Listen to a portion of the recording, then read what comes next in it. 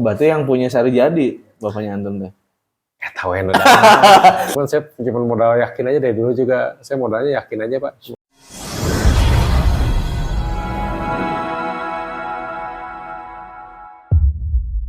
Bismillahirrahmanirrahim. Assalamualaikum warahmatullahi wabarakatuh. Ya, para teman ayah, hari ini mau ngobrol nih sama ini senior saya di sekolah ya dulu, Masya Allah ya. Jadi awal-awal pas masuk kutab, aneh tuh apa gitu ya ketemu antum teh. Apa sahanya gitu.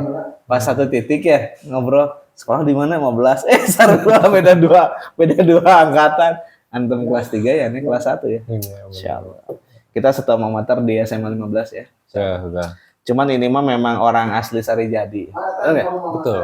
Dari kecil di Sari Jadi, Pak Isan? Dari tahun 96. 96. Oh, kecil di sana. Keluarga masih di sana berarti? Keluarga di sana semua. Asli Bandung antum nih? Lahir Tasik. Lahir Tasik. Pernah tinggal di Depok. Terus udah gitu ayah dipindahkan ke Bandung tahun 96 langsung di sana. Oh. Sari Jadi terus. Dari Kebetulan sana. orang tua tuh di Perumnas, jadi buat ngelola Perumnas di Sari Jadi. Oh, berarti yang punya Sari Jadi bapaknya antum deh. Ya tahu yang udah. Aduh ya juragan boga Sari Jadi luar biasa. Nah, kan antum masih di Sari Jadi nih. Nah, Sari Jadi dulu memang si usaha yang sekarang di jalan itu emang dari dulu dikerjakan dari zaman SMA atau pas kuliah? Pas beres kuliah, jadi beres SMA, terus saya kuliah di Unpad Jatinangor, sempat dagang pempek, pokoknya usaha weh, dagang pempek, dagang apa lagi ya dulu tuh ya, Surabi, terus dagang telur pernah, targetnya tuh dulu pengen usaha dulu aja beres kuliah tuh. Ngapain kerja, nyobain kesana kesini, terus dagang Surabi di Tasik, sempat 2 bulan lah gitu. Di sana balik lagi ke Bandung, dagang pempek, sambil kuliah nggak salah. Sebelum kuliah apa mah? Oh pas tingkat akhir nggak salah. Tingkat akhir. Jadi udah mulai dagang-dagang kayak gitu. Terus sampai satu waktu usaha tuh waktu Surabi sih sempat lumayan lah, peminatnya lumayan tinggi. Anak-anak SMP, anak-anak SMA lah pada datang. Di Sari Jadi? Enggak di Tasik. Di Tasik ya?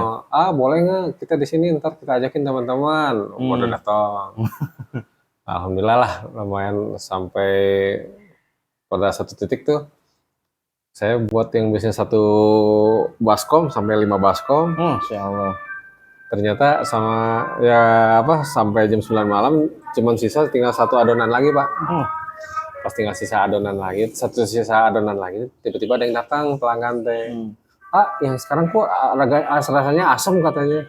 Oh gitu. Pas saya cobain yang terakhir itu ternyata asam. Nah dari situ saya nyari yang misalkan yang saudara saya yang saya kenal, saya datangin lagi, saya minta saya balikin lagi aja lah uangnya atau gimana, tapi rata-rata mereka udah nggak apa-apa ntar gini. Cuman saya ngerasa dulu tuh kalau ngebangun bisnis dari minus agak berat, dari nol aja berat apalagi dari minus. Akhirnya di situ saya perbaiki dulu apa kurangannya, tapi nggak dilanjutkan, akhirnya pindah lagi ke Bandung. Gitu. Gitu di Bandung tuh baru nyobain pempek. Pempek bikin sendiri juga sama? Ngambil dari dulu mah terkenal yang pempek DU itu Pak. Oh DU, ya. Cuman buatnya itu dulu tuh yang di daerah Cipamokolan.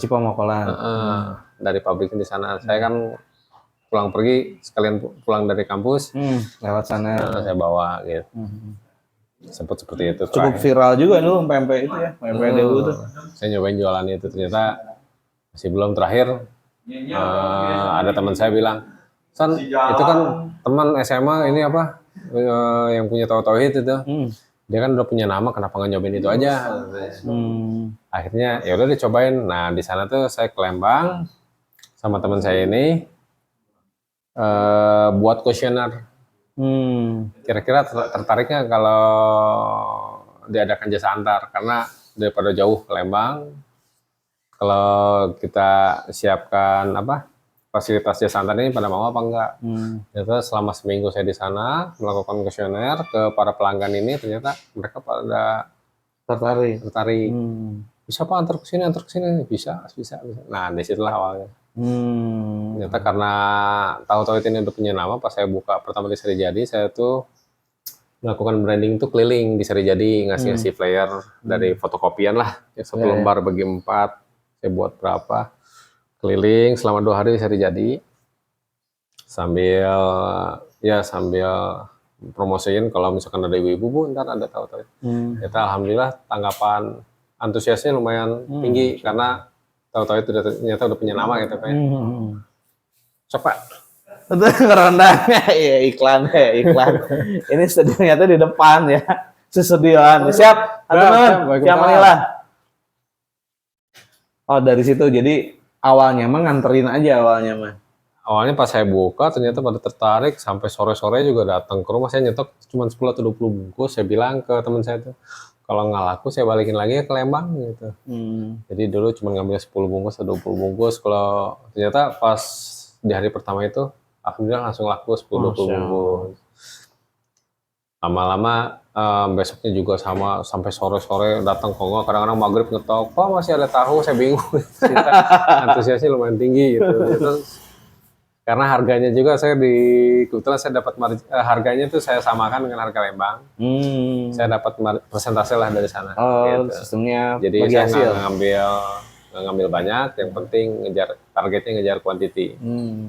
Dari sanalah sampai sekarang gitu Pak. Alhamdulillahnya gitu. Berapa tahun berarti?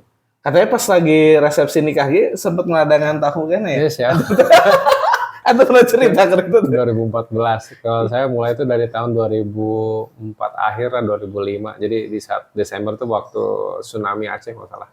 Ya. Tahun 26 Desember gitu. 2006. 2004. 2004. 26 Desember. 26 Desember 2004. Kalau salah itu saya mulainya ya sempat buka di mana coba gitu. Ya cuman buka di pasar Seri Jadi, di Seri Jadi keliling-keliling aja kayak gitu lah. Terus saya mencoba yang balik lagi ke basic, kan kita mau mengadakan fasilitas jing jasa antar ini. Makanya ditawar-tawarkan, mau nggak diantarin minimal kuantitinya berapa, dikenakan ongkos, dulu mah masih gratis ya karena masih promo. Buat diantar ini minimal 5 bungkus bisa diantar. Ternyata antusiasnya alhamdulillah gitu. Dari sana ya jadi dikenalnya kayak gitu. Seperti itu. Tuh buat teman ayah nih yang butuh tahu tauhid masih buka nggak buat yang mau diantar? Siap. Oh tuh mau diantar bisa nih minimal 5 ya. Minimal 5 bungkus. Sekarang dikenakan ongkos. Oh sekarang ongkir ya. Ongkirnya patokannya dari mana? Kalau dari Seri Jadi kalau buat orang GBR mah gratis lah. Oh, buat orang GBR yang daerah Haji Gofur ya, daerah sini ya. Boleh lah. GBR Haji Gofur gratis tuh. Jadi kan satu atau 2 bungkus enggak. Karena Pak Isan sekarang wayahna tinggal di sini ya di GBR. Nah, katanya nih antum kan dari tahu tauhid ini. Terus sekarang udah mau mulai ngebuka peluang baru kan ya insya Allah. yayasan ya. Itu gimana sih kepikirannya? Apakah pas di sana tuh ikut ke produksinya, ngelihat produksinya, sampai antum di quality controlnya, sampai ke sana sih ranahnya, atau hanya sebagai ngambil kayak marketing gitu, ngambil jual atau gimana? Ada yang bersifat pribadi ya kalau masalah kenapa saya mau mencoba di sini, tapi nggak tahu ini belum pasti. Belum pasti, tapi ada rencana ya? Ada rencana aja, jadi ya belum ada lah gitu. Maksudnya kalau masih tahap rencana saya takutnya belum jadi jauh. Gitu, jadi doain aja lah. Kalau sekarang saya nggak bisa ngomong banyak untuk masalah ini, cuman yang pasti mah kita manusia pengen berkembang itu aja. Jadi maju lebih baik lagi aja. Gitu. Mudah-mudahan bisa bermanfaat buat sekitar. Mudah-mudahan juga jalan. Amin. Takutnya kalau belum jalan malu juga. Nah, si tahu ini kan ibaratnya mah hanya usaha sekarang. Apakah hanya tahu aja atau ada yang lainnya nih Pak Isan? Alhamdulillah sih kalau core bisnisnya yang tetap saya di tahu aja. Kalau yang lain-lain tuh jatuhnya hobi sih, semua bengkel. Jatuhnya hobi sih, jadi Kalau nargetin bikin aja. kue apa catering itu istri berarti Oh usaha ya, istri. istri apa buat usaha ini apa? Dia kue kelas premium mungkin ya. Jadi Hmm. order berdasarkan pesanan aja Oh, gitu. iya, iya. Terutama emang ramenya pas waktu nanti menjelang Lebaran, Lebaran. baru Oh. mulai rame. Namanya itu apa? Rai Raka Rai Raka, Rai Raka. kebetulan dari Raka dan Raika. Raika. Oh ya anak pertama Raka, anak kedua Raika. Jadi namanya Disatuin Rai Raka. Rai Raka. Rai Raka itu kalau Sunda dilancet kan. Instagramnya Rai Raka apa? Lupa nanti.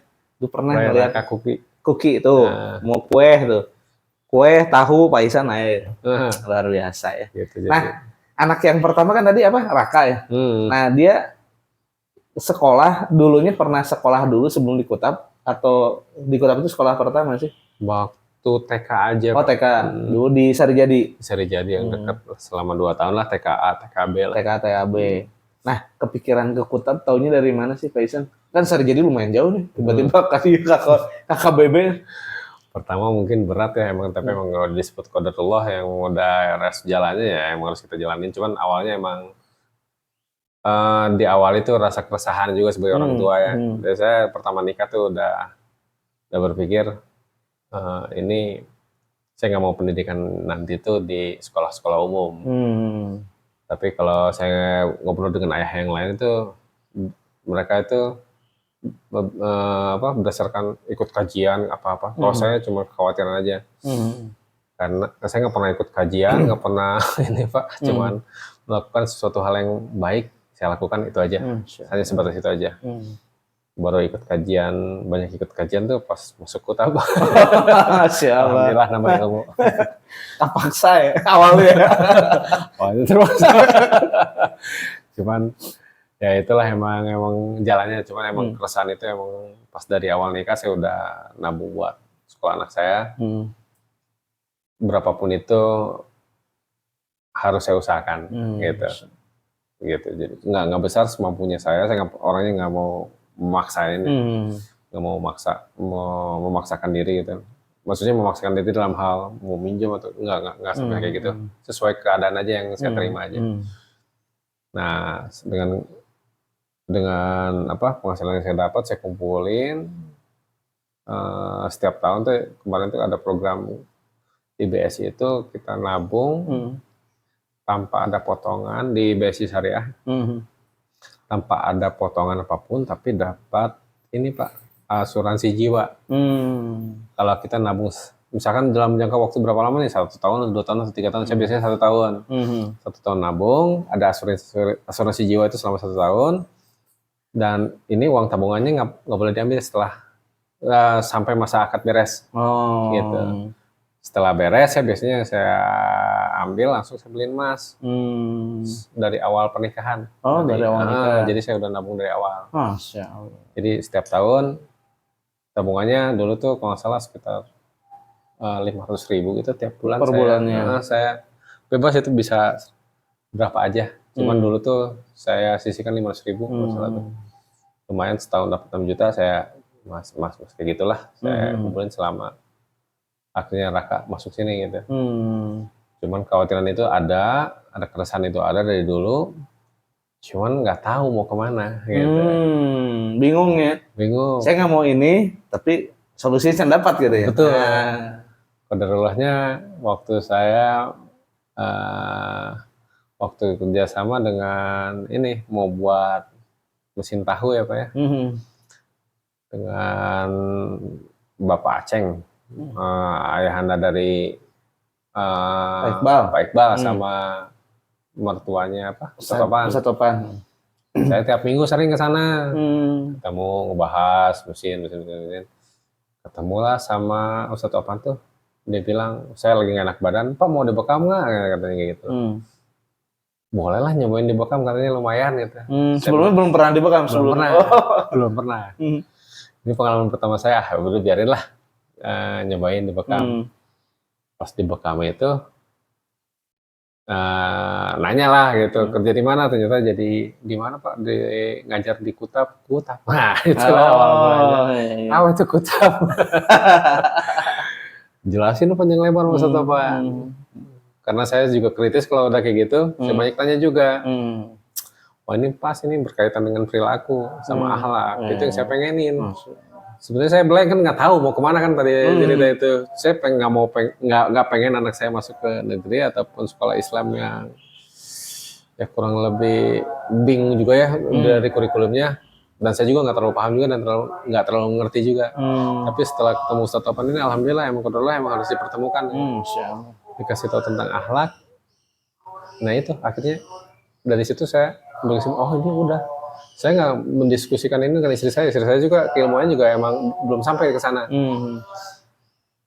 Cuman kalau saya udah langsung Bismillah, Pak kalau kota paling dekat di mana emang? Saya pertama kan di Bandung Barat, waduh jauh, lumayan 12 kilo. Iya benar. Jadi sanggup apa enggak? Kebetulan dulu tahu juga masih sama sendiri Pak, belum ada yang ngebantu. Oh dulu mah single fighter ya? Jadi kan namanya usaha naik turun. Sempat saya punya penjualan kurang sendiri lagi, kayak gitulah naik turun lah namanya usaha biasa. Kebetulan waktu itu tuh lagi turun, jadi sama saya cuma sendiri gitu Pak. Saya bingung kalau ke sana terlalu jauh, yang nganternya siapa? Terus saya ngantar tahu, bentrok waktunya. Masuk misalkan anak jam 7, tahu kan beres subuh, langsung saya anterin sekitar jam 6, jam 7. Waktunya bentrok. Gitu dengan mepet ya? Enggak mungkin lah menurut bentrok saya. Bentrok. Ngaturnya gimana, tapi emang akhirnya ketemu Pak Iqbal tuh bilang gini, tapi kalau ada niat baik Pak, insya Allah ada jalan.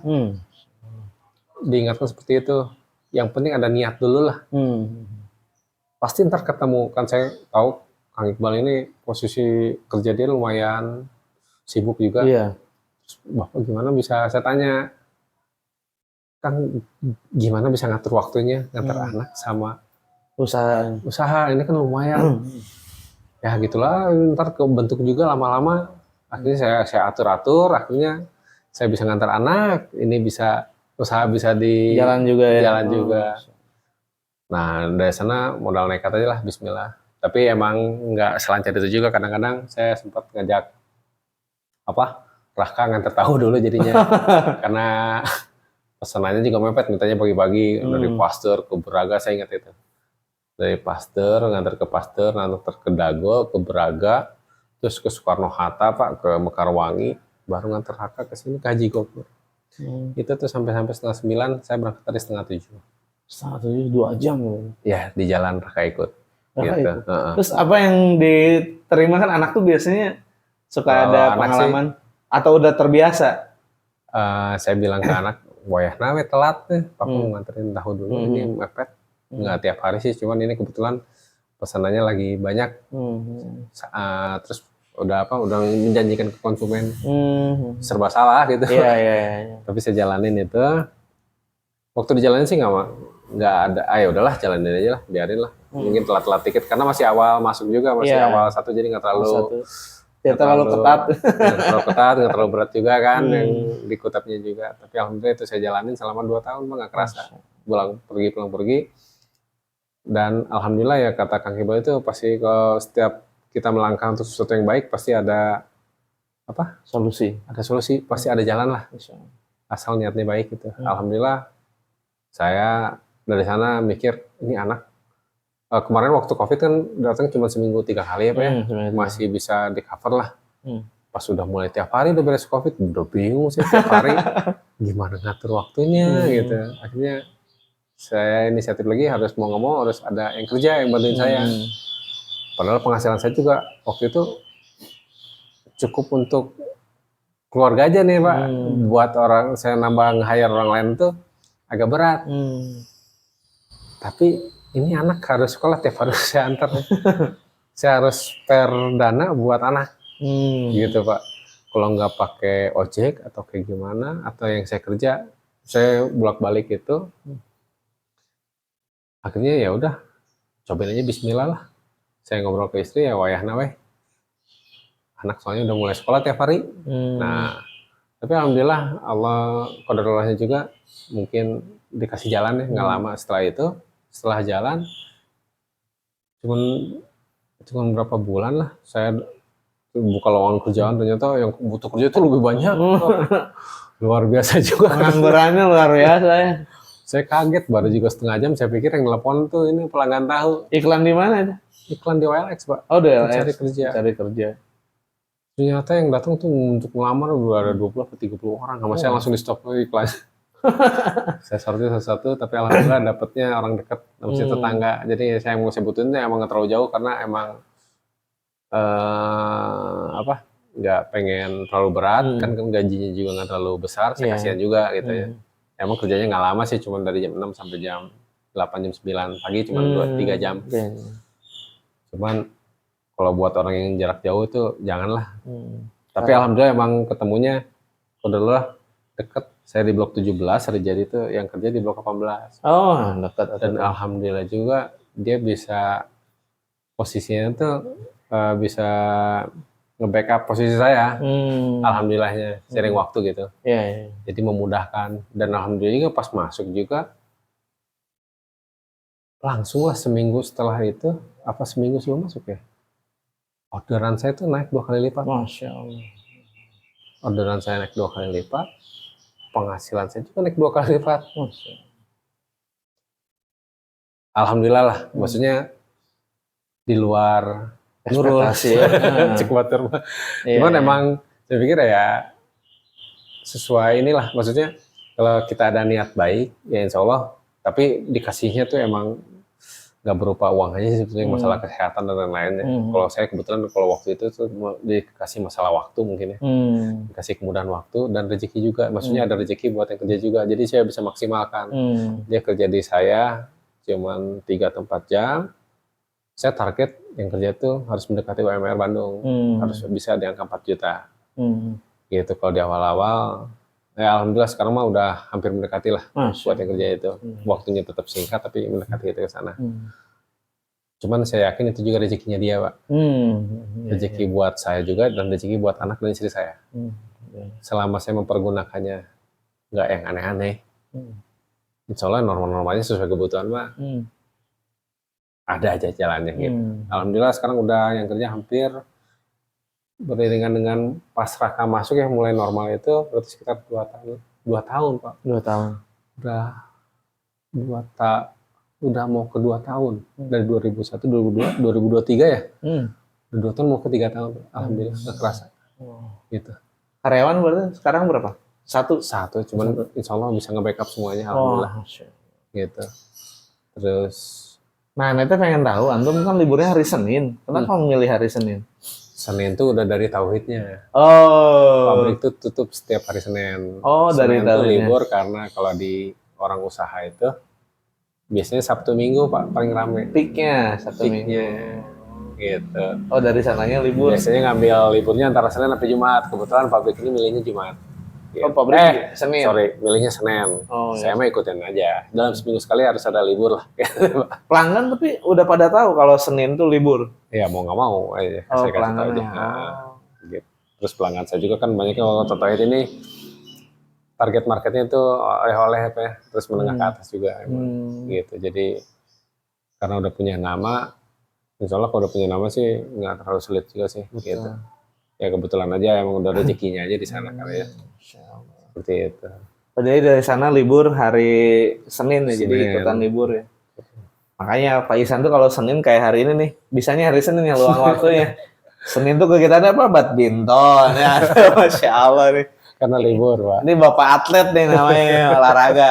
Sekarang lagi persiapan buat makom ya? Insya Allah. Insya Allah ya. Insya Allah. Mungkin ini udah telat nih tayangnya nanti ini. Tapi ini persiapan makom. Nah, Pak Ihsan kan sekarang masuk anak di Kutab nih. Nah, yang dirasakan nih kan tadi kalau secara obrolan dengan Ustadz Opan itu, oh ini yang saya cari ya, secara yang diobrolkan. Nah, ketika aktualisasinya sesuai atau gimana nih yang Pak Ihsan rasain sama keluarga? Pertama-tama ya mungkin kita masih bertanya-tanya ya, maksudnya karena awal dunia baru ya buat kita, buat istri juga baru, saya juga mau komunikasi dengan istri itu masalah pendidikan ini saya menggunakan hak prerogatif saya sebagai suami. Kuma orang we. Saya memimpinnya gitu ya. Koamnya udah ada berarti nih koamnya. Banyak ini, wah udah masuknya mahal. Tapi nggak ada apa-apa, seragam aja nggak ada, tempat nggak ada. Itu butuh proses, Pak. Saya ngejelasin ke istri saya, banyaknya lebih cenderung diam. Karena ilmu saya tentang kutub ini juga sedikit. Cuman saya cuma modal yakin aja dari dulu juga. Saya modalnya yakin aja, Pak. Mau percaya sama Allah, itu aja lah. Maksudnya buat masalah hidup tuh, saya udah modal yakin aja, Pak. Kan we udah hidupnya udah ada yang ngatur kumangke. Kan kalau orang tua bilang, tong kumangke, engke kumaha. Nah, saya mah emang ibaratnya kumangke, Pak.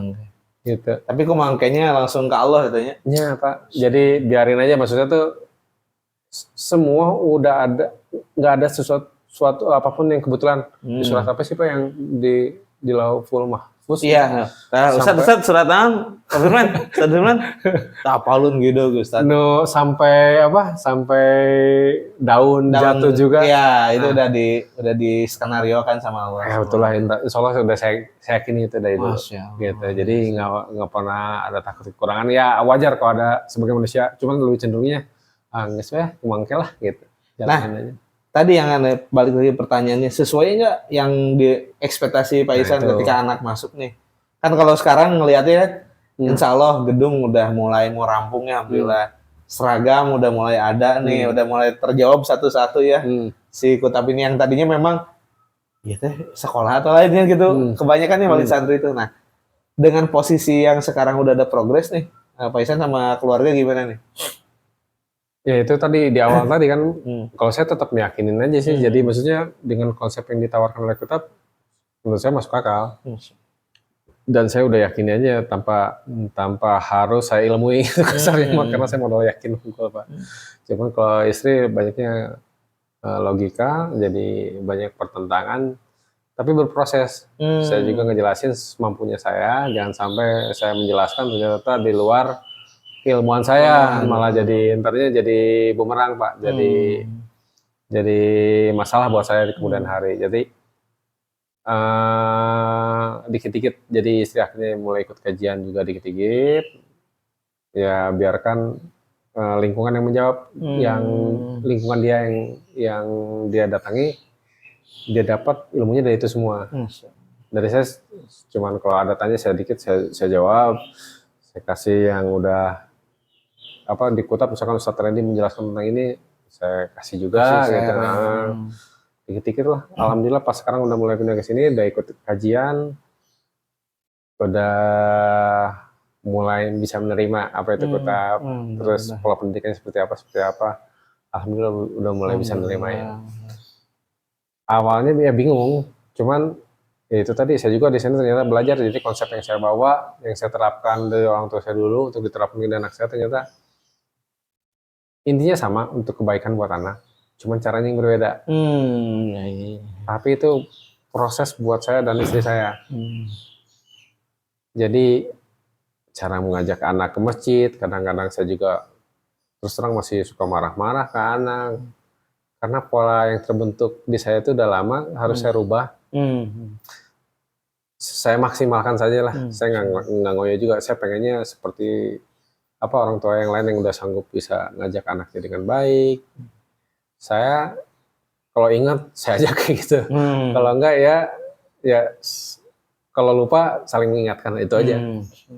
Belum sanggup saya untuk menerapkan semua yang pola-pola dari Nabi Muhammad zaman dulu gitu ya, diterapkan buat ke anak itu.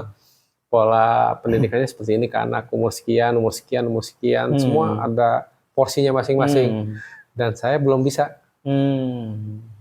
Cuman saya belajar. Nah, itu yang penting berproses gitu, ya. Berproses saja. Insyaallah. Iya. Alhamdulillah dikit-dikit. Jadi saya nggak ngelihat ini. Ya itu tadi jadi cerminan juga buat diri kita juga. Ya di sini kita kan belajar juga. Jadi di Kutap ini yang belajar itu nggak cuma anak, ternyata orang tuanya juga luar biasa Pak. Sepaket ya. Dari sini saya jadi ikut kajian, alhamdulillah. Jadi memperbaiki. Intinya saya emang pengen lingkungan seperti ini Pak. Masya Allah. Saya pikir ayah Kutap ini luar biasa. Saya pikir itu. Saya kan juga ayah Kutap ini modal keyakinan juga lumayan. Itu sama. Modalnya kayak Pak Ihsan kumangke. Dulu juga aneh kan di Gunung Batu dulu. ini mah harus pindah. Istri sama keluarga nanya, kemangke ya itu sama. Kita menggantungkan sama Allah gitu. Iya, betul. Ketika pindah ke sini. Sama juga antum ya ketika alhamdulillah pindah ke sini, setidaknya anak bisa lebih leluasa ya. Betul. Lebih bebas, bisa main sama teman-temannya. Usaha juga mungkin yang memang berat agak jauh, tapi setidaknya tidak dikejar waktu ya. Betul. Kalau sebelumnya kan dulu mus kantor wah aku dulu ngejar waktu. Kalau sekarang rada tenang ya. Iya, mudah-mudahan. Ya, betul Pak. Jadi emang udah jalannya lah. Tapi selama dijalanin itu saya juga nggak merasa berat. Cuman saya jalanin aja Pak. Kalau ngelihat ini mungkin orang wah juga beratnya kali itu jauh. Enggak Pak, alhamdulillah selama saya jalanin tuh saya jalanin gitu. Saya kudu berangkat tuh gitu Pak. Jadi nggak mikirnya nggak sampai sejauh itu. Kalau kita terlalu banyak ngeluh tuh malah jadi nggak jalan Pak. Betul. Ngeluh mending ke Allah hanya di sejadah yang kita aja yang tahu sama Allah ya. Betul. Cuman itu aja. Karena para ayah tuh kadang-kadang gitu ya, nggak ngeluh, tapi begitu sholat, wah dihabiskan ngeluh didinya banyak. Biar Allah yang ngebantu lah, Insya Allah Allah yang ngebantu itu. Ya, alhamdulillah ya, Pak Ihsan bisa nih berbagi. Nanti kita ngobrol lagi nih. Ini obrolan-obrolan di sini itu sebenarnya ini obrolan-obrolan kalau kita antar jemput anak ya sebenarnya mah. Betul. Jemput anak ngobrol, banyak hal-hal yang kalau istilahnya mah daging nih. Tapi sayang kalau daging ini hanya sampai di parkiran aja gitu. Makanya inisiatif gitu teman-teman di sini tim podcast itu pengen ngangkat inspirasi ini. Mungkin bagi Pak Ihsan atau teman-teman ayah yang lain yang sering di sini itu biasa, tapi belum tentu buat orang lain ya, karena sudut pandangnya pasti beda-beda setiap orang. Betul. Mudah-mudahan dimudahkan ya usahanya. Amin. Apapun itu ya. Jadi berkah, jadi ibroh atau apapun untuk Pak Ihsan dan keluarga. Amin. Anaknya soleha ya. Amin. Dan sekarang mau anak yang ketiga ya lagi. Insya Allah Desember. HPL-nya. Masya Allah. Insya Allah. Semoga lancar ya. Plus makom, plus lahiran, plus pertahuan. Harus dilahirkan ya semuanya di akhir tahun ini. Akhir tahun biasa. Mudah-mudahan. Insya Allah emang. Kalaupun terjadi semua ya atas qadar atas izin Allah. Yang penting punya rencana ya. Iya. Ada rencana itu ya. Yang tahu tauhidnya udah settle nih, udah baik. Nah, alhamdulillah. Rencananya pengen ngebuka peluang amal buat ngebantu wakaf produktif ya. Insya Allah kedepannya ada kontribusi lah saya buat nggak mikirin lagi buat sendiri ya itu karena kajian-kajian di sini dari Ustaz Randy yang bilang di saat Rasulullah sirah Nabi Muhammad. Sirah Nabawiyah. Nah, emang di saat di umur 40 tahun itu kan Nabi Muhammad ada kerisauan dari umur 36 itu. Betul. Ternyata kerisauannya itu kan untuk umat. Nah, di sini kan saya masih buat pribadi ya, minimal mah mengikuti sedikit lah dari jejak beliau yang memang udah luar biasa. Ini udah panutan kita gitu insyaallah. Gitu. Yang penting kita ada niat ngikutin dia ya. Urusan berhasil enggak itu Allah yang mengizinkan. Betul. Niat dulu ya. Allah mudahkan ya Pak Ihsan. Amin. Luar biasa. Saya juga nggak nyangka bisa tetanggaan kita ya sebelahan. Tetanggaan dulunya satu sekolah, sekarang tetanggaan ya.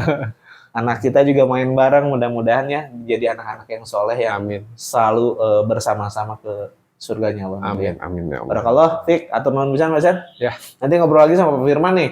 Karena Pak Ihsan aktif juga ternyata ya di salah satu forum organisasi ayah ngulang nih apa ya, Forku. Iya. Nanti bakal ngobrol sama Pak Firman ya. Terima kasih Pak Ihsan. Assalamualaikum warahmatullahi wabarakatuh. Waalaikumsalam warahmatullahi wabarakatuh.